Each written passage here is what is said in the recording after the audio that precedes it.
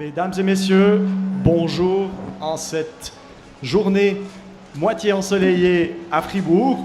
Nous sommes à Pérol-Centre, à une nouvelle table ronde du Parti démocrate chrétien de la ville de Fribourg, qui remercie d'ailleurs Pérol-Centre et son directeur Jean-Claude Cotin pour l'accueil chaleureux et pour la facilité avec laquelle nous pouvons être invités ici et faire nos tables rondes.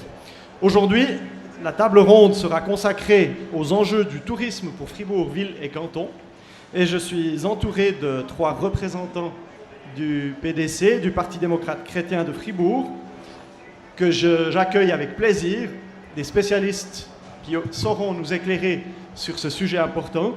Je souhaite tout d'abord la bienvenue à M. Dominique Debumont, conseiller national et ancien syndic de la ville de Fribourg, président de la Fédération suisse du tourisme. À sa droite, M. Alexandre Sacerdotti, économiste, conseiller général et président de l'association du quartier du Bourg. Et finalement, à ma droite, notre conseiller communal, nouveau directeur des finances, de la culture, également compétent pour le tourisme, Laurent Dietrich. Bienvenue, messieurs, à cette table ronde. L'année 2015 a été difficile pour le tourisme en Suisse, comme pour le tourisme en Europe en général. Il n'empêche que Fribourg a relativement bien tiré son épingle du jeu. En Sarine, malgré un recul de 3,3% des nuitées dans notre district, c'était quand même l'année la plus forte de tout temps pour le tourisme chez nous. Il y a donc des baisses, il y a des difficultés. Monsieur Debumont, en tant que président de la Fédération suisse de tourisme, quelle est votre appréciation des enjeux qui marquent l'industrie du tourisme suisse? Car il faut le dire encore et clairement, le tourisme est une des branches économiques importantes pour notre pays et elle est confrontée à des défis. Lesquels? Alors bonjour d'abord à tous et à toutes et à ceux qui nous font le plaisir de participer à cette table ronde proche de la population. C'était notre intention dès le moment où ce programme a été mis sur pied. J'aimerais préciser en ce qui concerne le tourisme d'abord que c'est la 4e branche d'exportation du pays. C'est une branche dite d'exportation parce que l'on sait que ce sont la plupart du temps des étrangers qui nous amènent de l'argent et donc c'est considéré comme tel. Et le 4e rang veut bien dire à quel point il est important pour notre pays. Ceci étant dit, il y a des constats différents à faire suivant les régions et suivant les genres du tourisme. Je m'explique. Si l'on prend le tourisme dans les villes et dans les régions où il y a une forte économie, il n'y a pratiquement pas eu de recul des nuitées, pas eu de recul du chiffre d'affaires, parce que l'économie a résisté à la force du franc.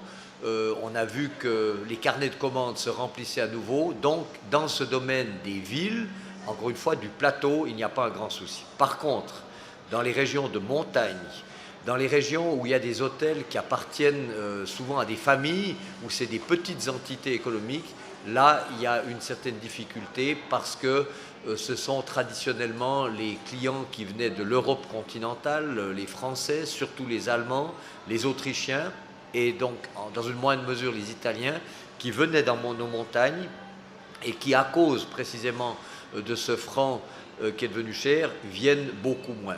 Dans les plaines, on avait du tourisme, je le disais, de congrès, du tourisme économique, et il y a aussi toute la clientèle asiatique qui, encore une fois, nous permet d'avoir un chiffre global qui est bon. Mais enfin, on a une situation qui est diversifiée, qui est relativement bonne compte tenu des circonstances à combattre.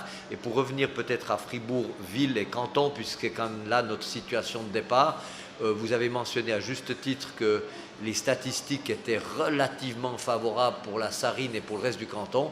Cela est dû au fait que nous avions une très grande marge, un très grand potentiel de réserve, et l'Union fribourgeoise du tourisme a déployé de multiples actions ces dernières années qui fait que sur un tourisme qui est quand même beaucoup plus modeste que dans d'autres régions du pays, je pense notamment à Genève, à Zurich ou encore une fois même dans les régions de montagne, Fribourg tire assez bien son épingle du jeu.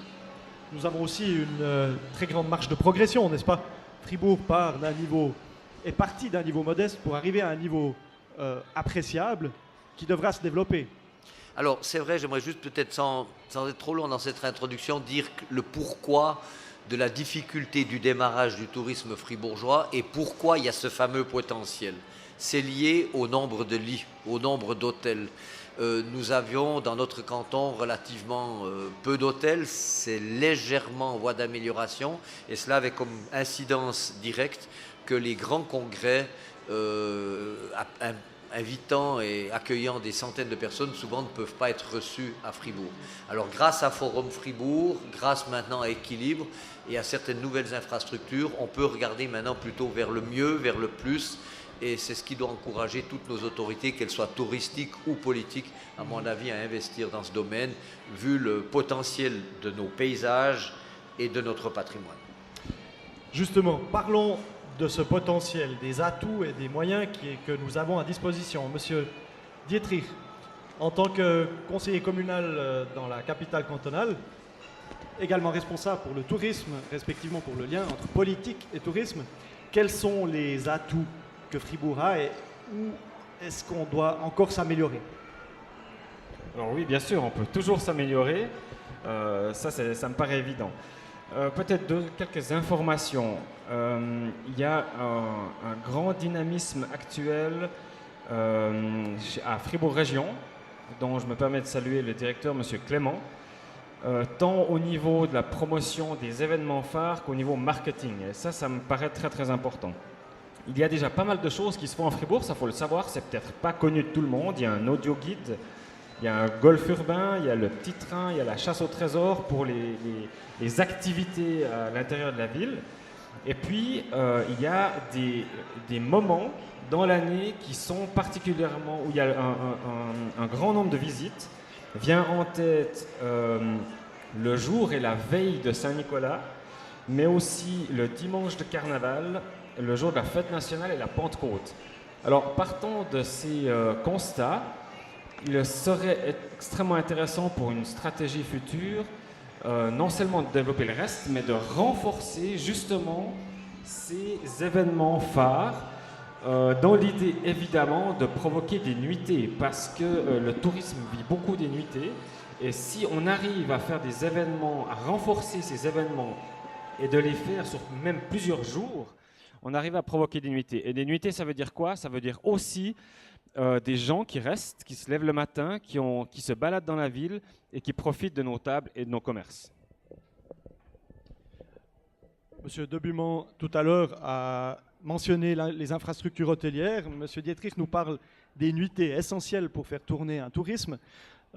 J'aimerais poser une question à vous, Monsieur Sacerdotti. Vous êtes président d'une association de quartier qui est au centre de la ville, au centre historique, avec des hôtels malgré tout, hein. Nous avons quelques enseignes.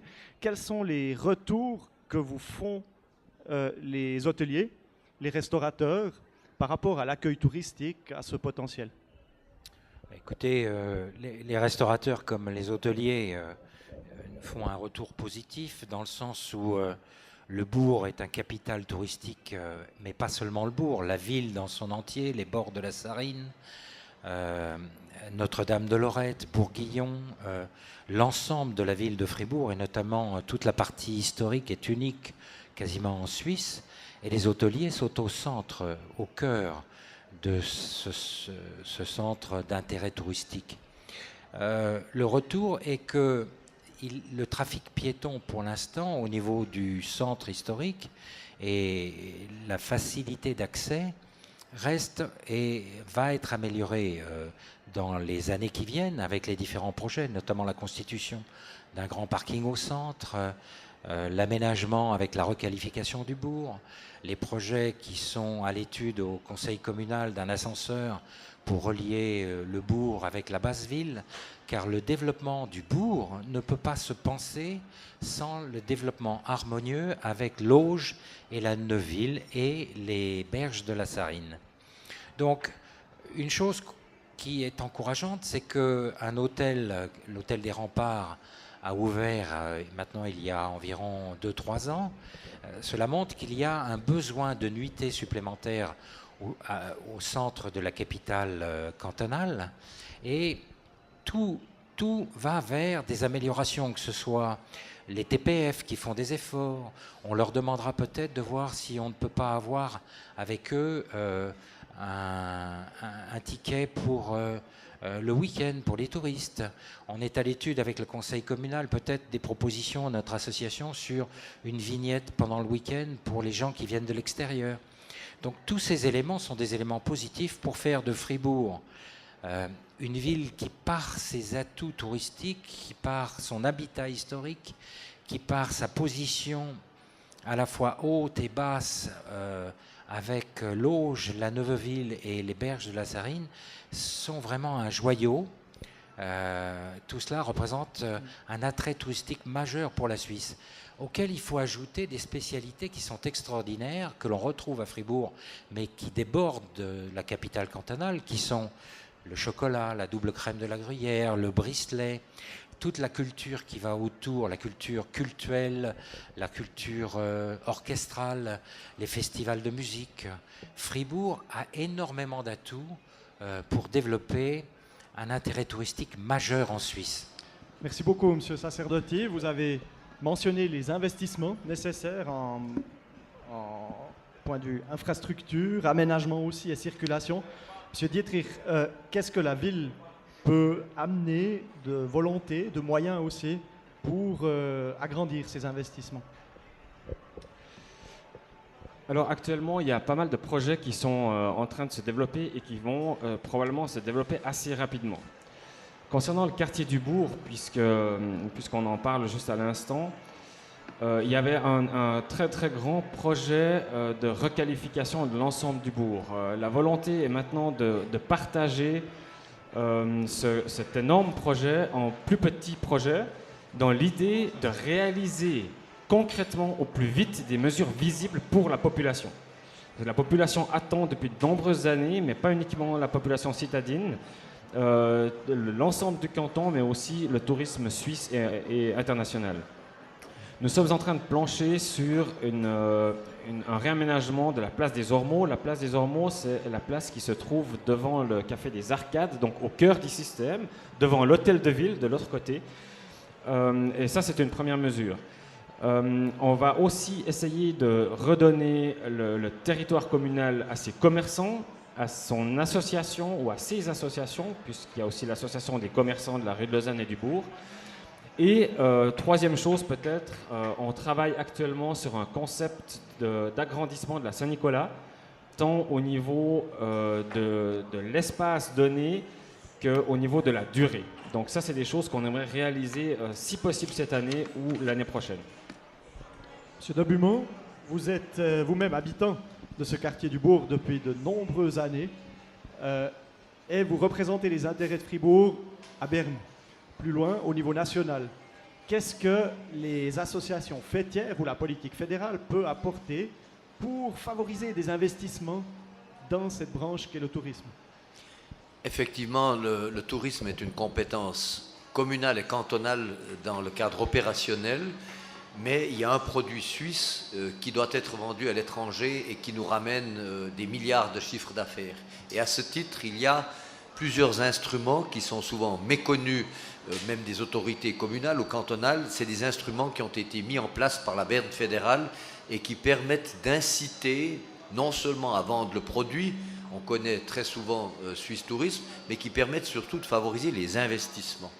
Et il y a plusieurs règles, il y a notamment ce qu'on appelle la Société suisse de crédit hôtelier, qui fonctionne un peu comme les sociétés de cautionnement des arrêts métiers et qui aide par la prise en charge d'intérêts, par certaines aides à fonds perdus, qui aident les hôteliers à investir ou à rénover leurs installations. Et puis, en ce qui concerne Fribourg, il y a à mon avis un instrument auquel on devrait avoir recours dans les prochaines années, c'est les crédits de la nouvelle politique régionale. Cette nouvelle politique régionale, on en a entendu parler de temps en temps par les débats du Grand Conseil. Il s'agit en simple et en clair de montants fédéraux qui sont possibles, qui sont octroyables, pour autant que les cantons fassent également leur part de l'investissement. Et je pense là en particulier dans les régions plus reculées, on a aussi des régions préalpines sur Fribourg. Le phénomène de désertification des Alpes dont j'ai parlé au début de cette table ronde concerne bien sûr moins Fribourg parce que nos préalpes sont quand même encore relativement proches de la plaine, mais il ne faut pas sous-estimer la difficulté d'investissement dans les hôtels. Et par conséquent, je pourrais m'imaginer que grâce à la nouvelle politique régionale, où on cherche à faire collaborer des communes entre elles, des districts entre eux, on l'a vu par exemple pour la nouvelle laiterie du Mouret, il y a eu là un projet NPR, ce qu'on appelle Nouvelle Politique Régionale, qui a été un succès. Et donc je dirais que là, encore une fois, il y a des pistes de la part de Berne dont les autorités cantonales, voire les autorités communales pourraient se servir encore davantage, puisque Fribourg a toujours bénéficié de ces aides. On se rappelle la Lex Boni, il y a eu des instruments, je dirais, de soutien, de péréquation de la Confédération qui font que la Suisse est ce qu'elle est aujourd'hui. Il y a partout un peu du gâteau et du bien-être, et Fribourg a eu l'intelligence de recourir à ces instruments. Merci, M. Dobuman, de mentionner la NPR, la nouvelle politique régionale qui doit permettre de financer des instruments innovateurs. Il faut innover pour entrer dans les rangs, pour obtenir ces sources. Et c'est un peu ça aussi la différence par rapport à l'arrêté Boni de l'époque. Il faut innover pour être compétitif. J'ai deux anciens entrepreneurs à gauche et à droite de moi ici, et j'aimerais leur poser la question. Monsieur Sacerdoté, Fribourg, est-ce qu'il innove suffisamment dans le domaine du tourisme, et comment vous innoverez-vous en tant qu'entrepreneur? Je crois que l'innovation n'a pas de limite. Donc, on a souligné tout à l'heure ce que faisait et le dynamisme de M. Clément, donc on peut l'accompagner. Et je crois que c'est notre rôle, tous les habitants, les associations du bourg comme l'exécutif communal, de participer à cette innovation. L'innovation n'a pas de limite. Alors, au-delà parfois de propositions qui peuvent paraître un peu ubuesques ou non réalisables, en termes d'innovation, on pourrait imaginer un tramway sur pneus, puisque remettre l'infrastructure du tramway à Fribourg n'est plus possible, qui pourrait descendre de la gare jusqu'au centre du bourg, passer par le pont de Seringen, remonter à Bourguillon, s'arrêter à Notre-Dame-de-Lorette, redescendre par la planche supérieure pour mettre en valeur la basse ville et remonter ensuite vers la gare, ce qui permettrait, et en plus cette navette pourrait être pourquoi pas gratuite le samedi après-midi et le dimanche pour les touristes, couplée avec des billets de CFF. Ça, ce sont des innovations qui ne sont pas réellement, qui sont réalisables et qui ne sont pas trop chères. Un tarif particulier des TPF pour relier par exemple la gare au bourg et la basse ville, ce serait une ligne particulière. Ces tarifs pourraient être pendant le week-end. D'autres innovations qui seraient, comme ça se pratique à Bulle et ça se pratique à Morat et à Sion, une demi-heure de parking gratuit pour tout le monde au niveau de la basse ville et du bourg. On pourrait imaginer également des vignettes pour les visiteurs étrangers pendant le week-end qui leur permettraient d'avoir des facilités de parking, au-delà de toutes les innovations qui vont autour de l'aménagement à la fois de la basse ville et du bourg, comme des parkings avec des accès faciles qui permettraient d'enlever les voitures en surface et de créer un trafic piéton qui lui-même va créer des terrasses, va créer une animation et l'ouverture de magasins, parce qu'aujourd'hui, les boutiques comme les commerces souffrent énormément dans le bourg, et à part la zone du Tilleul, les commerces ferment ou sont en mode de survie. Donc je vous ai donné, et il n'y a pas de limite, quelques idées d'innovation en ce qui concerne le centre-bourg et la basse ville, parce que hier nous étions encore, d'ailleurs avec M. Laurent Dietrich, au port, et le port est par exemple une merveilleuse initiative de gens qui sont bénévoles et qui permettent d'intégrer et d'être un lien social magnifique pendant une période qui est une période temporaire, il est juste, mais c'est aussi une innovation, c'est une idée. Vous avez mentionné les zones piétonnes. Hein. Oui. On se souvient, ceux qui sont habitants de cette ville depuis longtemps, de la piétonisation de la rue de Romans, de la rue de Lausanne, qui a véritablement donné de la vie et un attrait touristique à cette zone. Est-ce qu'il y a d'autres projets qui innoveraient dans ce sens, Monsieur Dietrich? Alors, si vous parlez de la piétonisation, il y a à terme un grand projet de piétonisation de la gare jusqu'à la place du Petit Saint-Jean, dans tout un axe qui représente l'axe touristique, si on veut, ou le chemin des touristes depuis la gare jusque dans notre quartier touristique. Et ceci à travers des rues commerçantes et restauratrices, si je peux m'exprimer ainsi. Mais ce qui est très important, c'est la succession des événements. C'est-à-dire que si on piétonise, ça veut dire qu'on enlève des voitures. Et puis ça, c'est pas possible. C'est pour ça qu'il faut impérativement commencer par les premières pierres, et les premières pierres sont les parkings d'accueil. Pour la petite histoire, dans le bourg, il n'y a plus possibilité de suppression de place. Chaque place doit être remplacée. Donc il faut vraiment travailler, et pour ce quartier-là, puisque c'est notre centre touristique, travailler impérativement, rapidement, avec tous les acteurs pour le projet du parking La Grenette.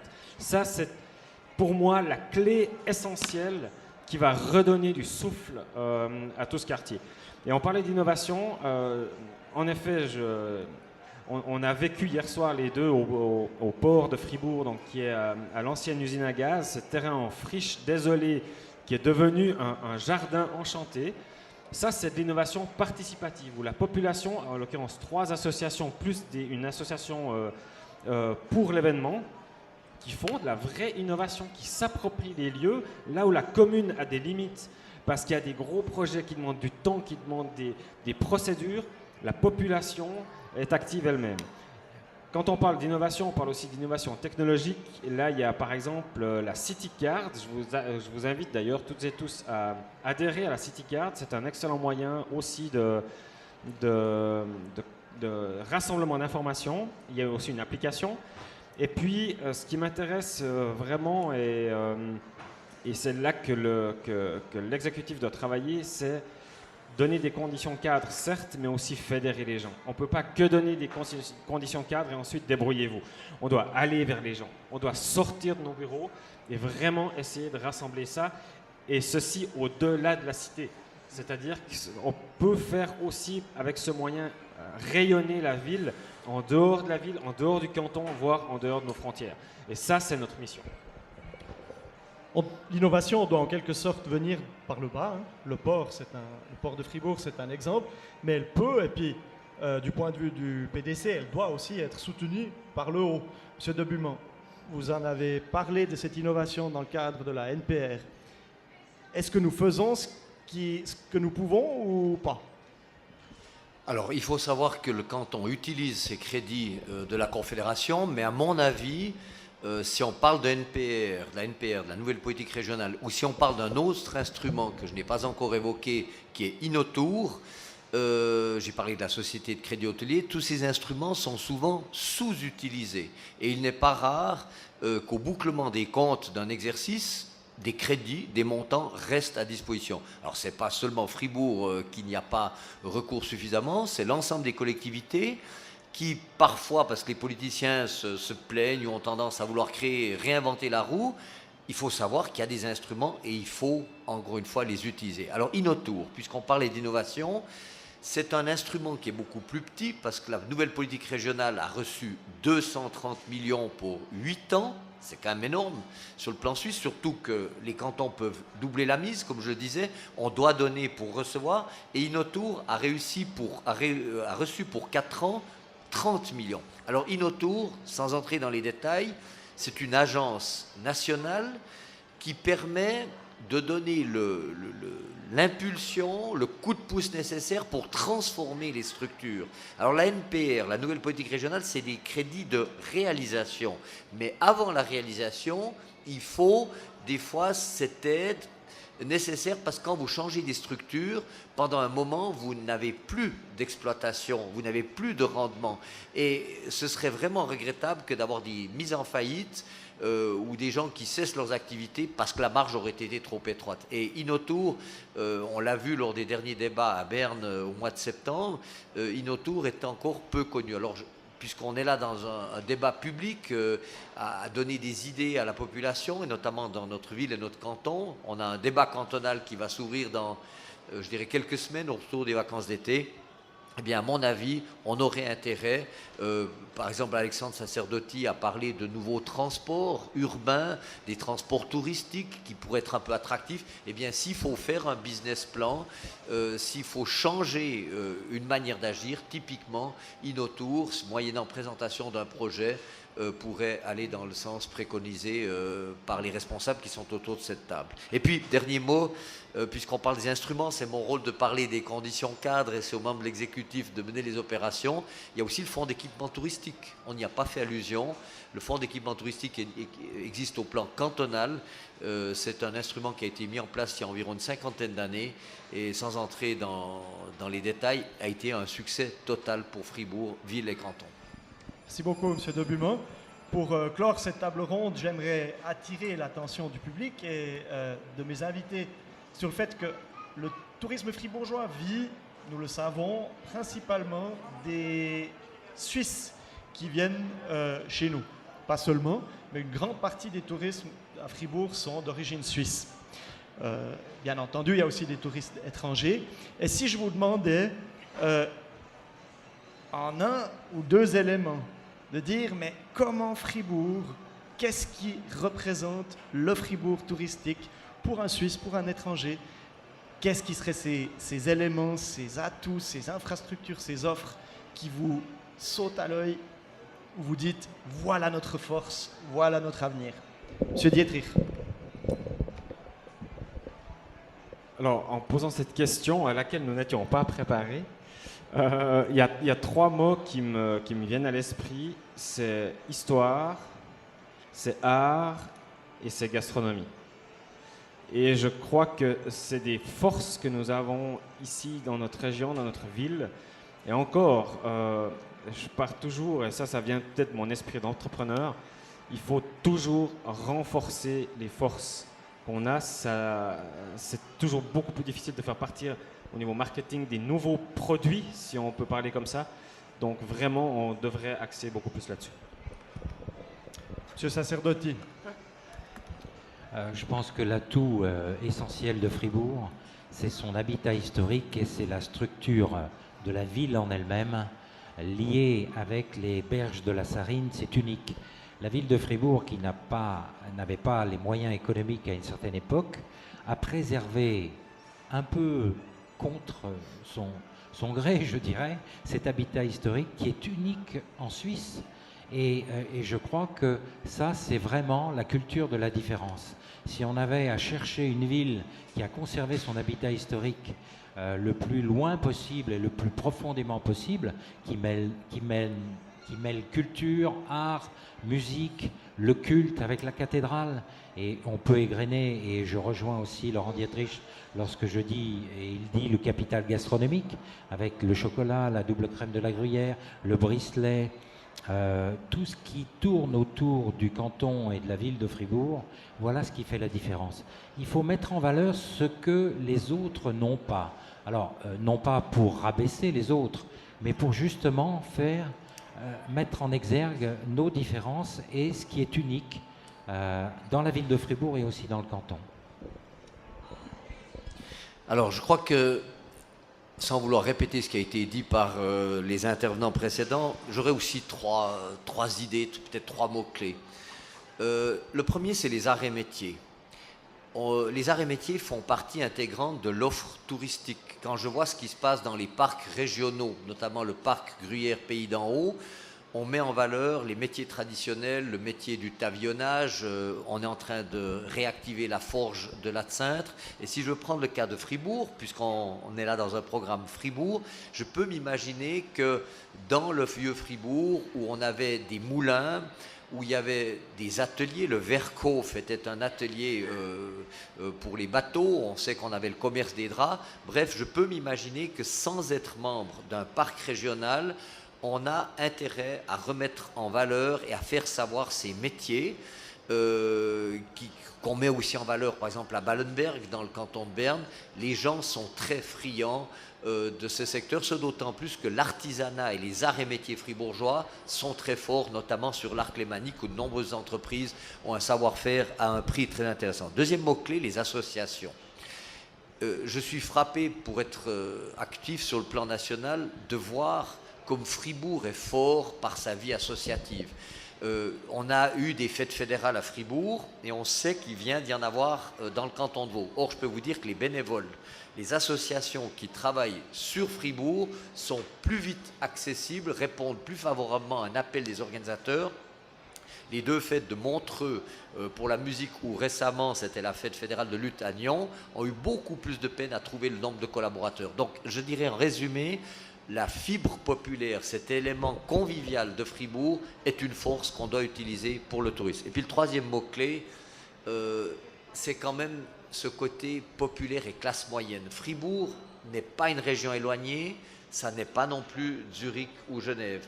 Ce n'est pas pauvre, ce n'est pas ultra riche. Et là, ça me permet de dire aussi comme responsable du tourisme suisse que quand on est content d'accueillir des clients asiatiques, on doit aussi ne jamais oublier l'offre pour la clientèle indigène, celle qui restera ici, quelles que soient les circonstances économiques ou politiques mondiales, parce que les êtres humains ont besoin de se reposer, ont besoin de se divertir. Il y a un certain pouvoir d'achat des Suisses, donc n'oublions pas que le tourisme fribourgeois, pour prendre le cas de Fribourg, doit rester axé aussi sur les Fribourgeoises et sur les Fribourgeois. Merci beaucoup, Monsieur Debuman. On a parlé d'histoire, on a mis en avant la culture, la structure urbaine, mais aussi les personnes qui habitent, qui peuplent ce canton, cette ville, donc qui forment en quelque sorte une communauté. Monsieur Dietrich vient encore de me faire signe par rapport à un élément qui est particulier pour Fribourg, qui permettra de clore ce débat peut-être. Vous êtes responsable maintenant des finances, de la culture et du tourisme, donc en ville de Fribourg, au conseil communal. Quelle est votre perception après quelques mois de fonction pour faire ce lien? Alors déjà, ce qui me frappe le plus, c'est le dynamisme qu'il y a déjà en ville de Fribourg. Monsieur Debuman parlait du dynamisme associatif. Monsieur Sacerdotti parlait du dynamisme des quartiers et de ces démarches autant aussi participatives. Il y a encore un point qui me vient à l'esprit, c'est les étudiants. On a quand même près de 10 000 étudiants en ville de Fribourg. On a extraordinairement beaucoup d'investissements dans la formation à Fribourg, grâce notamment aussi à notre conseiller d'État Jean-Pierre Siguen. Et c'est aussi un public cible qui nous amène de la richesse et pour lequel il faut aussi faire de l'offre. Et puis, ces étudiants viennent de toute la Suisse, ce qui nous fait aussi un certain bilinguisme, parce que c'est quand même un point particulier de notre ville. On est multiculturel de manière générale et je pense que ça peut être aussi un atout touristique sur lequel on peut se baser. Mesdames et messieurs, il me reste de remercier tout le monde qui a participé à cette table ronde. Monsieur Dietrich, Monsieur Sacerdotti, Monsieur Debuman. Un grand merci aussi à notre cher ami Georges Rally qui organise la logistique de ces tables rondes et surtout à Monsieur Jean-Claude Cotin et à tous les collaborateurs de Pérol Centre pour l'accueil chaleureux ici. Vous pouvez revisionner cette table ronde sur Internet qui est donc accessible pour favoriser le débat sur ce sujet important qui est le tourisme, pour faire prospérer cette région et pour faire avancer. Le PDC vous remercie. Et un grand merci encore à Monsieur Bernard Altermatt, conseiller général, chef de groupe au conseil général et candidat député pour son excellente modération, ainsi qu'à Monsieur Georges Rally pour l'organisation matérielle physique de ce stand. Un grand merci.